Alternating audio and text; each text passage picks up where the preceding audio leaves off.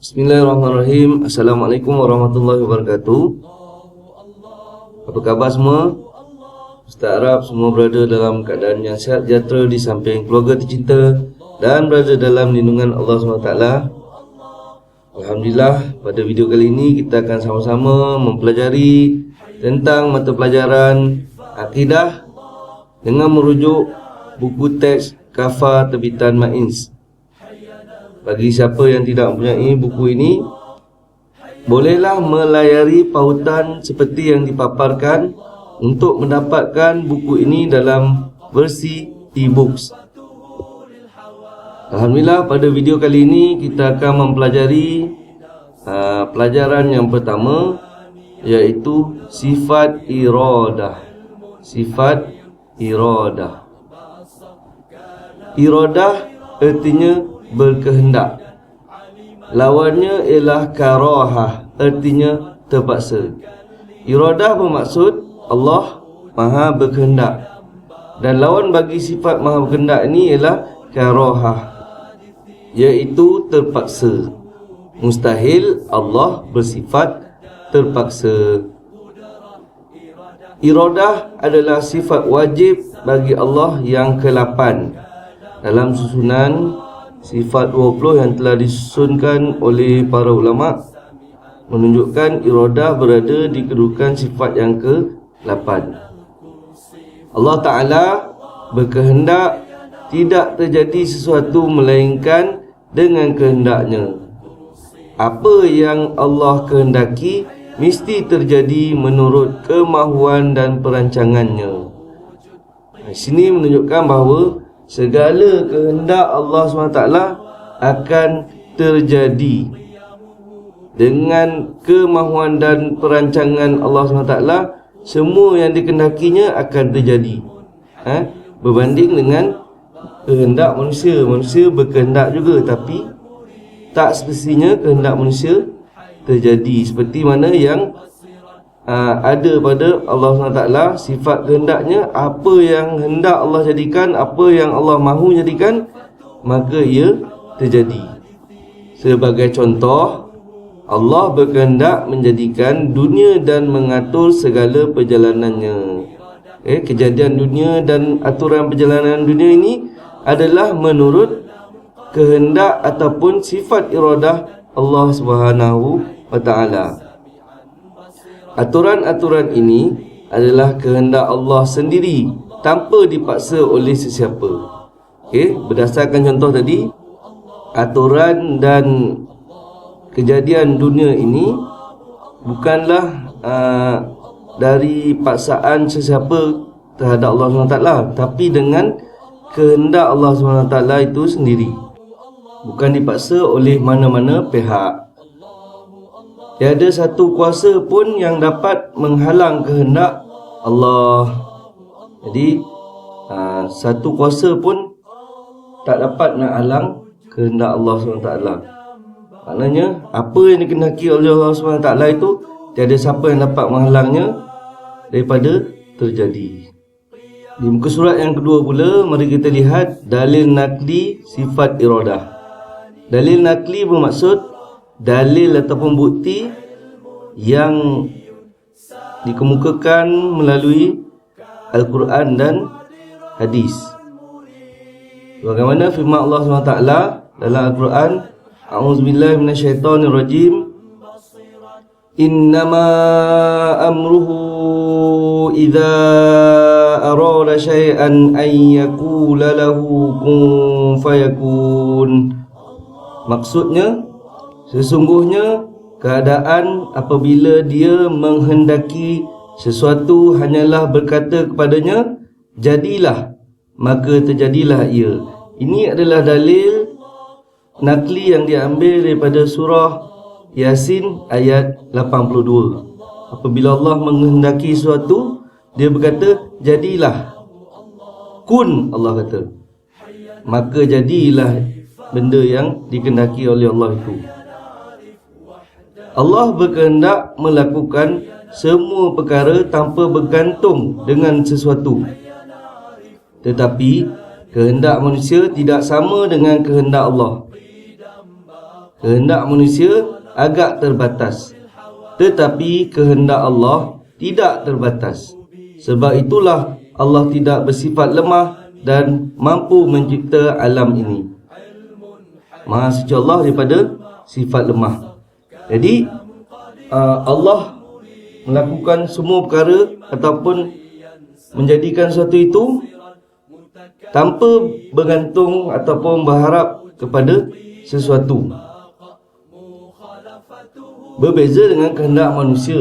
Seperti mana yang Ustaz katakan tadi, manusia berkehendak juga, tetapi kehendak manusia ini terbatas. Berbeza dengan kehendak Allah SWT. Kehendak Allah SWT tidak terbatas. Contohnya macam kita nak jadi kaya, manusia berhajat ataupun nak jadi kaya, boleh jadi dia akan jadi kaya dan boleh jadi dia tidak akan kaya. Kehendak manusia ini juga bergantung pada kehendak Allah SWT. Macam contoh tadi, kalau Allah nak jadi kaya, jadilah dia kaya. Kalau Allah tak nak dia tu kaya, maka tak terjadilah dia kaya. Maknanya kehendak manusia itu sendiri bergantung pada kehendak Allah SWT. Mari kita lihat, ada sedikit info di sini. Penghayatan ciri insan beriman adalah mereka yang sentiasa menginsafi kelemahan diri sendiri. Jadi manusia yang beriman adalah manusia yang sentiasa menginsafi kelemahan diri sendiri. Dia tahu bahawa diri dia tu lemah dan sangat bergantung dan memerlukan bantuan daripada Allah Subhanahu wa taala. Di muka surat yang ketiga, firman Allah SWT lagi dalam Al-Quran, A'udzubillahi minasyaitonirrajim, Fa'alul lima yurid. Surah Al-Buruj ayat 16. Maksudnya, Allah berkuasa melakukan apa yang dikehendaki. Dalil ini adalah dalil nakli yang kedua, menunjukkan Allah itu bersifat iradah ataupun Allah bersifat maha berkehendak. Dan di bahagian bawah ini pula terdapat beberapa contoh yang menunjukkan kehendak ataupun sifat iradah Allah yang berlaku di alam semesta ini. Gambar yang pertama menunjukkan berlakunya gempa bumi. Gempa bumi yang meruntuhkan bangunan-bangunan, binaan-binaan yang dicipta oleh manusia.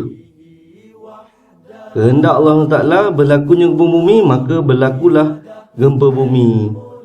Dan gambar yang kedua memperlihatkan kepada kita bahawa ada kawasan-kawasan yang Allah ciptakan dengan cuaca yang sejuk dan menjadikan tempat itu mempunyai ais dan salji seperti yang dipaparkan dalam gambar. Tetapi terdapat juga haiwan yang boleh hidup di kawasan seperti itu dengan kehendak Allah Subhanahu wa taala. Kita tengok tu gambar burung penguin yang dapat hidup, yang mampu hidup di kawasan yang sejuk sebegitu tanpa menggunakan baju sejuk. Kalau kita sejuk menggigil kan. Tapi burung penguin ni selamba, tak ada baju sejuk, tapi boleh hidup di kawasan yang sangat sejuk seperti itu dengan kehendak Allah Subhanahu wa taala. Kemudian gambar yang ketiga menunjukkan bahawa Allah mencipta kawasan-kawasan yang cantik seperti gambar di pantai ini, suasana yang cantik, indah, tenang, aman, dengan pokok kelapa, pohon nio yang melambai ditiup angin, kawasan yang indah, tenang. Itu adalah kehendak Allah Subhanahu wa taala menjadikan kawasan-kawasan yang cantik dan bersih serta indah untuk seluruh manusia. Kemudian gambar yang ketiga menunjukkan bencana ataupun bala daripada Allah SWT, banjir ataupun tsunami tu. Itu adalah kehendak Allah SWT di kawasan yang kering asalnya, yang jauh daripada laut ataupun sungai, tetapi dilanda banjir yang begitu dahsyat dengan kehendak Allah Subhanahu wa taala. Berdasarkan gambar-gambar tadi menunjukkan bahawa Allah berkuasa melakukan apa jua di bumi ini mengikut kehendaknya tanpa dipengaruhi ataupun dipaksa oleh mana-mana pihak. Mari kita lihat pula di muka surat yang ketiga, iaitu dalil akli yang menunjukkan Allah bersifat iradah. Dalil akli ni ialah dalil akal yang menunjukkan Allah itu sifat iradah. Kita wajib mempercayai bahawa Allah bersifat iradah. Jika Allah terpaksa melakukan sesuatu, tentulah ada kuasa yang memaksanya. Jika demikian, tentulah dia bukan Tuhan. Ini menunjukkan Allah bersifat lemah, dan sifat lemah itu adalah satu sifat kekurangan. Oleh itu, mustahil Tuhan ini lemah kerana akal fikiran kita tidak dapat menerima bahawa keadaan Tuhan itu lemah dan dipaksa. Okey? Kalaulah Allah itu sesuatu yang lemah, maka dia bukanlah Tuhan, sebab mempunyai sifat yang lemah, iaitu dipaksa. Sebab dipaksa itu adalah sifat lemah dan sifat kekurangan. Allah Maha Suci Allah daripada sifat lemah dan sifat kekurangan. Dalil nakli ini menunjukkan dari segi akalnya Allah itu bersifat iradah dan berkuasa melakukan apa yang dikehendaki olehnya. Mari kita lihat info di bawah ini. Penghayatan keindahan alam ini membuktikan sifat iradah Allah tanpa bergantung kepada sesuatu pun. Allah menciptakan keindahan di alam semesta ini tanpa mengharap dan bergantung pada sesuatu.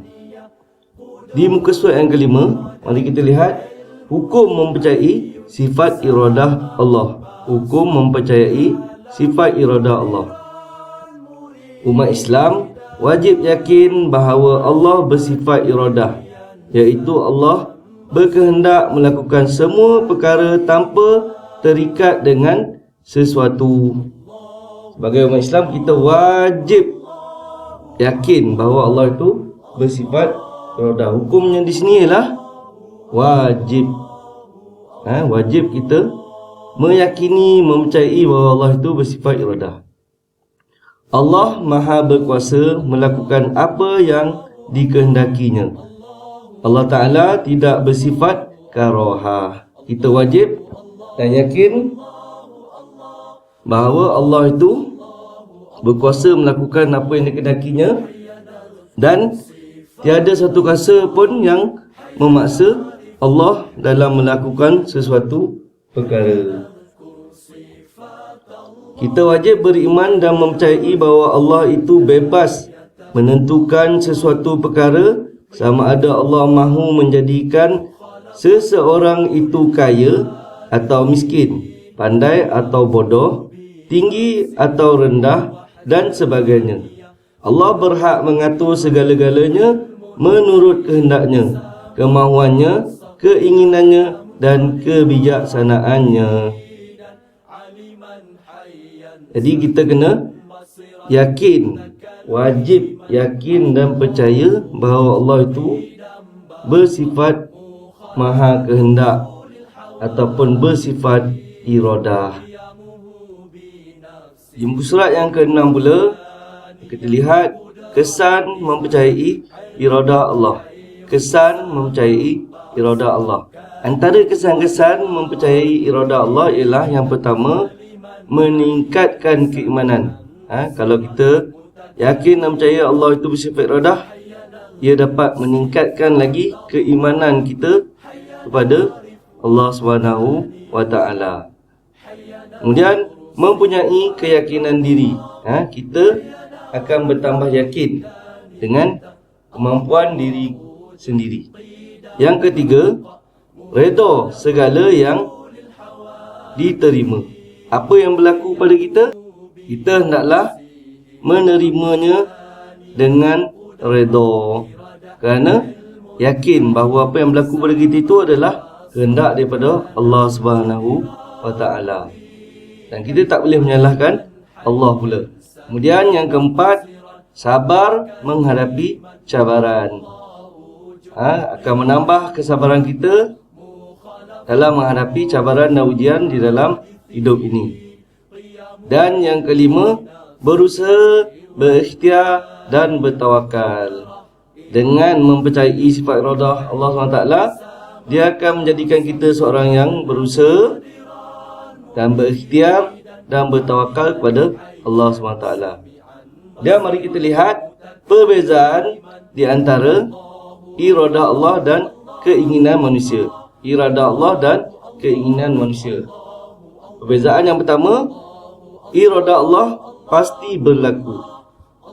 Iradah Allah pasti berlaku. Tiada sesiapa yang boleh menghalang iradah Allah. Manakala keinginan manusia pula mungkin berlaku. Beza dengan Allah tadi, pasti berlaku, tapi manusia punya keinginan mungkin berlaku. Kehendak manusia tidak semestinya berlaku. Ini bergantung kepada iradah Allah Ta'ala. Kehendak kita ini bergantung pada kehendak Allah juga. Kemudian perbezaan yang kedua, kehendak ataupun iradah Allah tidak terbatas. Iradah Allah tiada batas dan sepadan. Tiada siapa yang dapat menghalang kehendak Allah. Manakala kehendak manusia pula ataupun keinginan manusia pula terbatas. Kehendak manusia mempunyai batasan kerana manusia tidak kekal ataupun bersifat fana. Jadi itu adalah perbezaan di antara iradah Allah dan keinginan manusia. Kemudian di musuh yang ketujuh, mari kita lihat tujuan beriman dengan sifat iradah. Apakah tujuan beriman dengan sifat iradah? Tujuan yang pertama, redha dengan iradah. Tujuannya untuk menjadikan kita redha dengan kehendak Allah SWT. Yang kedua, tawakal kepada Allah, untuk menjadikan kita orang yang bertawakal kepada Allah ataupun berserah kepada Allah Subhanahu wa taala. Yang ketiga, berikhtiar, untuk menjadikan kita manusia yang berikhtiar ataupun berusaha dalam menangani apa jua masalah yang dihadapi. Yang keempat, sabar menghadapi ujian Allah. Melatih diri kita supaya bersabar menghadapi apa jua ujian daripada Allah Subhanahu wa taala. Yang kelima, iman menjadi kuat. Tujuannya ialah untuk meningkatkan keimanan kita kepada Allah Subhanahu wa taala. Tujuan yang keenam, berkeyakinan. Melatih diri kita untuk bertambah yakin ataupun berkeyakinan dalam menghadapi apa jua ujian yang datang. Dan yang terakhir, tidak putus asa.